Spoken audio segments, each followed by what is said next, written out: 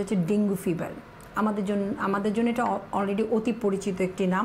প্রতি বছরই কিন্তু ডেঙ্গু রোগী আমরা খুঁজে পাচ্ছি। বিশেষ করে প্রতি বছর এক বছরের থেকে আরেক বছরে আসলে ডেঙ্গু রোগীর পরিমাণ কিন্তু বেড়েই চলছে। এবং আমরা জানি এটা আসলে মশাবাহিত একটি রোগ।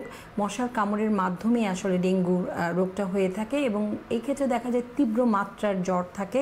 জ্বরের সাথে প্রচণ্ড মাথা ব্যথা, পিছনে ব্যথা, বমি, পাতলা পায়খানা, অনেক সময় গলা ব্যথা, কাশি পর্যন্ত হতে পারে এবং শরীরে বিভিন্ন জায়গা থেকে রক্তক্ষরণ নিয়েও আমাদের কাছে রোগী আসতে পারে।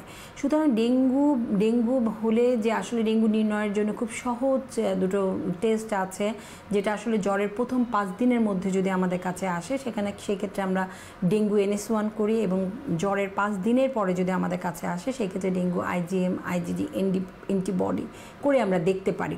এবং ডেঙ্গু কিন্তু এখন খুবই আমরা ডেঙ্গুর ব্যাপারে সচেতন এবং একটু সচেতন হলেই কিন্তু ডেঙ্গুর জটিলতা এবং ডেঙ্গুর মৃত্যুরও একটি কারণ কিন্তু এই ডেঙ্গু ভাইরাস বা ডেঙ্গু জ্বর। সুতরাং একটু সচেতন হলে কিন্তু আমরা এই মৃত্যু রোধ করতে পারি।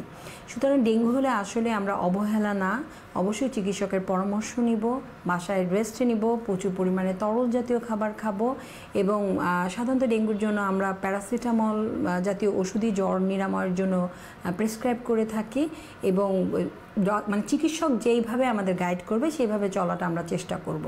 স্বাস্থ্য বিষয়ক এমন নানা তথ্য জানতে ডেইলি হেলথের সঙ্গেই থাকুন। এছাড়াও স্বাস্থ্য বিষয়ক সংবাদ জানতে ভিজিট করুন www.dailyhealth.com.bd এবং ডেইলি হেলথের ফেসবুক, ইউটিউব, লিঙ্কডইন, টুইটার ও ইনস্টাগ্রাম পেজ ফলো করুন।